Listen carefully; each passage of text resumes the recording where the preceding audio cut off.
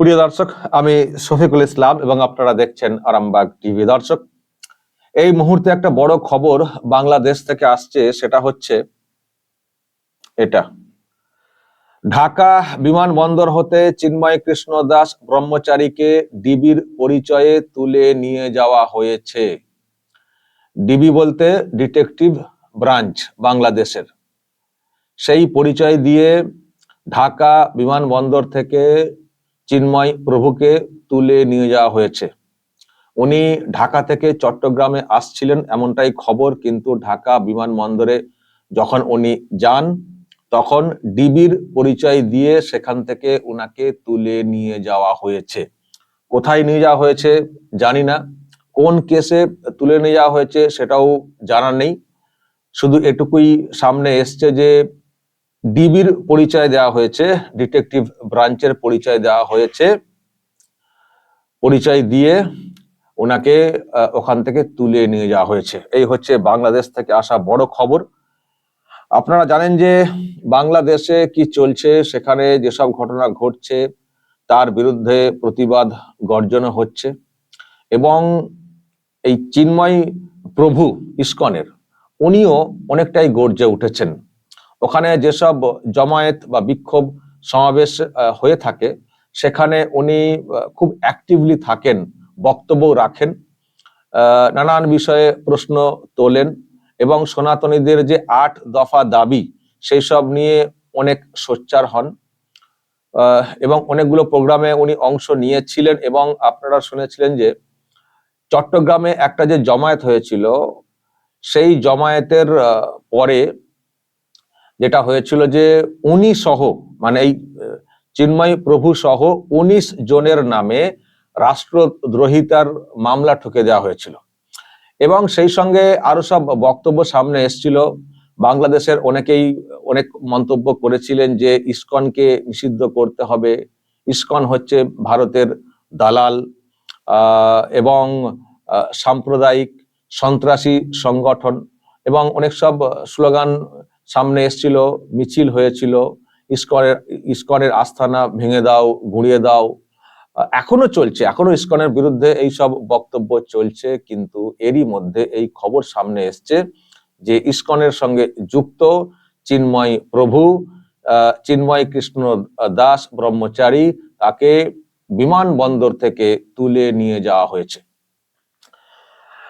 আসলে দর্শক, উনি যেভাবে চলছিলেন এটা ঠিক যে শাসকের ঘুমকে কেড়ে নেওয়ার মতো। উনি যেভাবে চলছিলেন তাতে করে শাসকের ঘুম যে ছুটে গেছে সেটা অনেকটাই পরিষ্কার, কারণ উনি শাসকের বিরুদ্ধে গর্জে উঠছিলেন যে এটা কি শাসন চলছে, এটা কি শাসন চলছে। এদিকে বলা হলো নতুন করে বাংলাদেশ গড়বো, এই হচ্ছে তার নমুনা।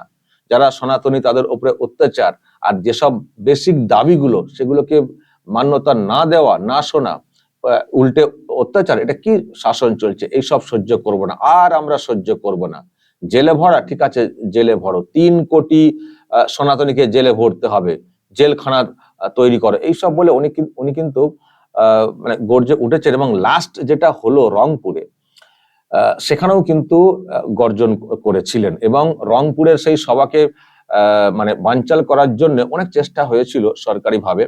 ওনারা যে হোটেলে উঠেছিলেন সেই হোটেল থেকে বের করে দেওয়া, তারপরে যে সমাবেশটা হচ্ছিল সেখানে আসতে বাধা দেওয়া, এইসব হয়েছিল। কিন্তু তারপরেও যে জমায়েতটা হয়েছিল একেবারে নজর করা। আমার মনে হয় দর্শক আপনাদের হয়তো অনেকেরই মনে আছে, যাদের মনে নেই তাদের জন্য আমি দেখাতে পারি। এই হচ্ছে রংপুরের জমায়েত, যেখানে একটা আগুন ঝরা বক্তব্য রেখেছিলেন এই চিন্ময় প্রভু এবং বলেছিলেন যে আমরা কিন্তু মাঠ ছাড়বো না, আমাদের দাবি দেওয়া পূরণ করতে হবে, সনাতনীদের দাবি দেওয়া পূরণ করতে হবে, সনাতনীদের নিরাপত্তা নিশ্চিত করতে হবে, না হলে কিন্তু আমরা মাঠ ছাড়বো না। কতজনের নামে কেস দিতে পারো দাও, কতজনকে জেলে ভরতে পারো, জেলখানা তৈরি করো, আমরা রেডি আছি। এইসব বলার পরে এবং উনি এই যে জমায়েতটাতে মানে খুব অ্যাক্টিভলি পার্টিসিপেট করেছিলেন এবং এই জমায়েতটা মানে অনেকেই বলছেন যে এই ধরনের ঐক্যবদ্ধ জমায়েত বাংলাদেশে এটা কিন্তু মানে দেখা যায়নি। মানে ওখানকার যারা সনাতনী তারা যেভাবে মানে গর্জে উঠেছেন, মানে এই রকম জমায়েত মানে সাম্প্রতিককালে তো মানে কখনো এরকম দেখা যায়নি যে সনাতনীরা ঐক্যবদ্ধ হয়ে এতটা গর্জন করতে পারেন।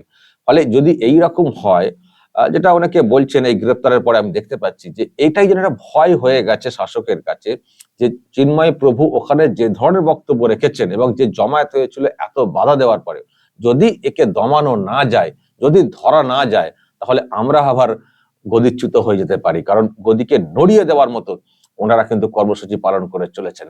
সুতরাং এটা হচ্ছে এই বিশেষ করে এই যে রংপুরের যে প্রোগ্রামটা হয়েছে, তার যে চেহারা, এত বাধা দেওয়ার পরেও যে জমায়েতটা হয়েছিল, সেটাই কার্যত কাঁপন ধরিয়ে দেওয়ার যে ব্যাপারটা, তারই কোথাও একটা যেন প্রমাণ মিলছে চিন্ময় প্রভুকে এইভাবে বিমানবন্দর থেকে তুলে নিয়ে যাওয়া। এটা অনেকে বলছেন। আমি দর্শক আপনাদেরকে আজকে একবার বক্তব্যগুলো মানে খানিকটা বক্তব্য শোনাবো, যে বক্তব্যে একেবারে কাঁপন ধরিয়ে দিয়েছিলেন ওই দিনে চিন্ময় প্রভু এই রংপুরের সমাবেশে। আমি আজকে আরো একবার খানিকটা অংশ বা ওই অংশটা একটু শোনাবো, তাহলে বুঝতে পারবেন যে এই চিন্ময় প্রভু সনাতনীদের পক্ষে যেভাবে রাস্তাতে নেমেছেন, সেটা শাসকের কাছে কতটা কাঁপন ধরানোর।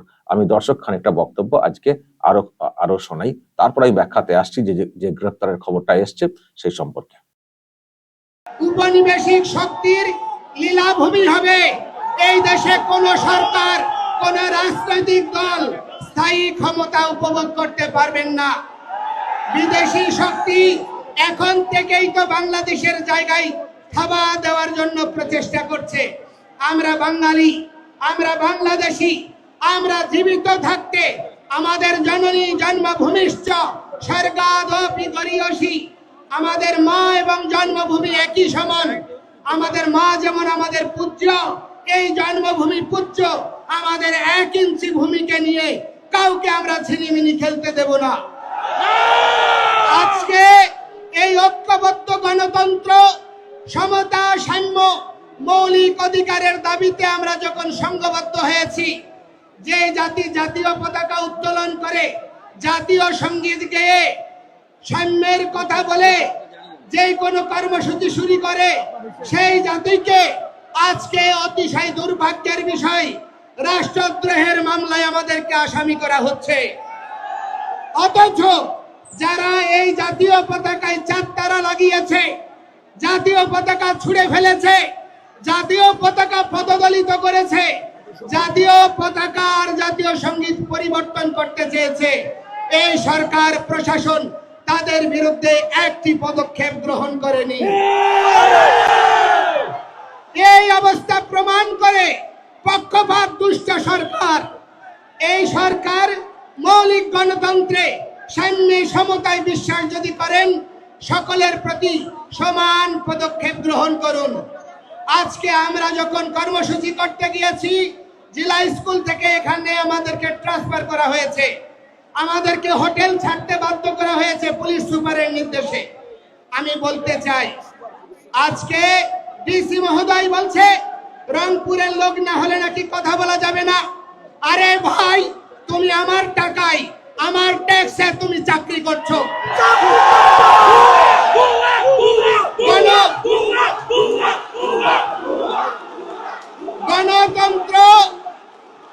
গণতন্ত্র আর সাম্যের এই বাংলাদেশে প্রজাতন্ত্রের কোন কর্মচারী প্রজাতন্ত্রের প্রতিটি নাগরিককে ন্যায্য সম্মান প্রদর্শন করবে। অথচ আজ পর্যন্ত সেই প্রচেষ্টাকারীদেরকে কখনো দণ্ড দেওয়া হয়নি, বরঞ্চ তাদেরকে পুরস্কৃত করা হয়েছে। এই অবস্থা আমরা মেনে নিতে পারি না। এই ডিসি কে অবিলম্বে প্রত্যাহার করতে হবে।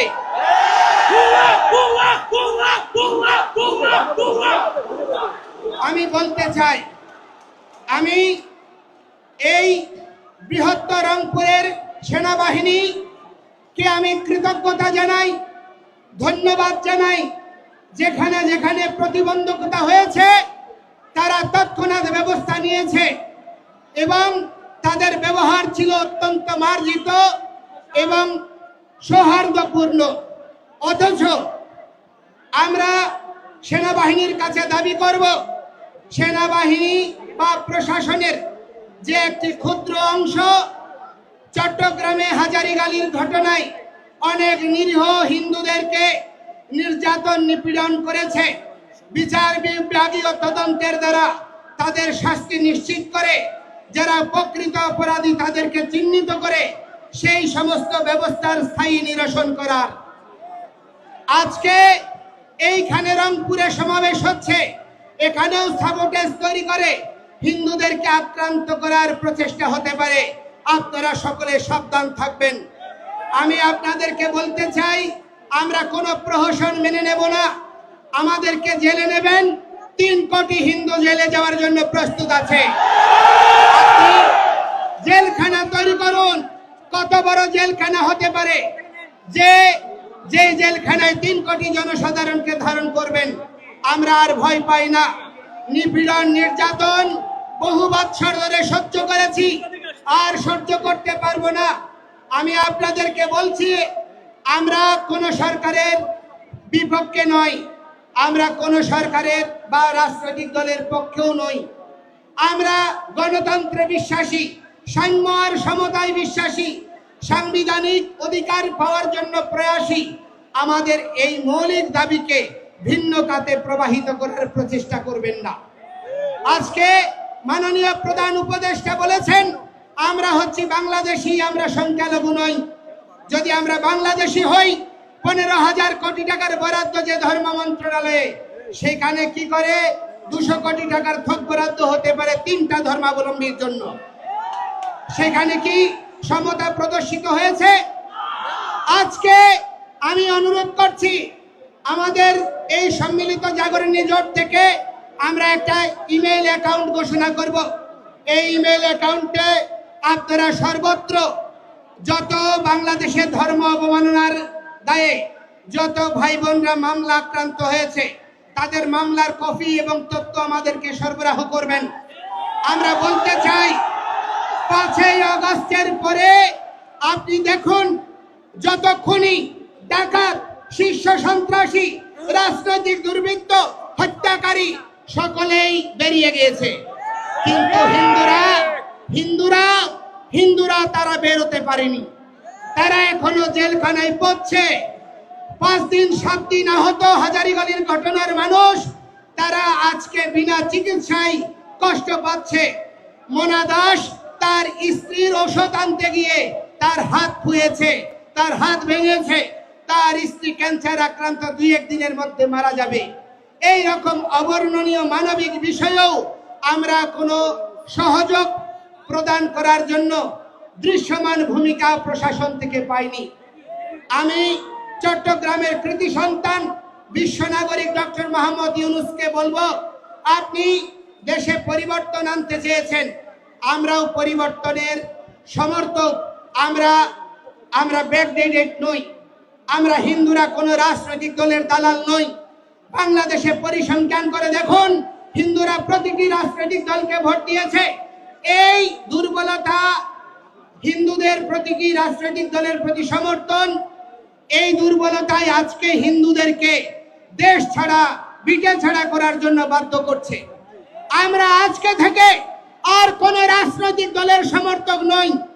যেই দল আমাদের কথা শুনবে, যেই দল আমাদের ম্যান্ডেট নিয়ে আমাদের দাবি পূরণ করবে, আমরা শুধুমাত্র তাদেরকেই ভোট দেব।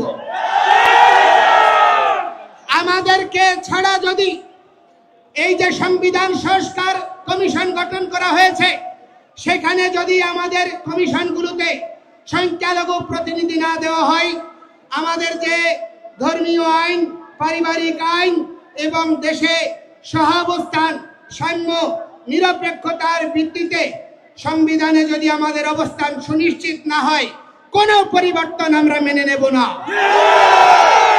এবং আমরা বলতে চাই, আমাদেরকে যুক্ত করুন, আমরা আপনাদের সহযোদ্ধা হব। আমরা রাষ্ট্র বিনির্মাণে সহযোগী হতে চাই, ক্ষমতা নিয়ে নয়। আমরা উপদেষ্টা হতে চাই না। এই সাধু সন্তরা রাজনীতি করে না। আমরা কখনো রাজনীতি এই গন্ধময়ী পথে বিচরণ করতে চাই না। রাজনীতি মানে হচ্ছে উত্তম নীতি, আদর্শিক নীতি, যা প্রজা আর জনকল্যাণের জন্য নিহিত। এই রকম মানসিকতা সম্পন্ন রাজনৈতিক দলগুলো রাজনীতিকে আমরা সমর্থন করতে চাই। সেজন্য আমি আপনাদেরকে বলবো, দয়া করে আমাদেরকে নিয়ে ছিনিমিনি খেলবেন না এবং এই 8 দফা অবশ্যই দ্রুততম সময়ে পরিপূরণ করুন। আমাদেরকে ইন্ডিয়ার দালাল, আমাদেরকে আওয়ামী লীগের দালাল এইসব ট্যাগ দিয়ে বহু রাজনীতি করেছেন, বহুদিন চালিয়েছেন, আর চালানো যাবে না।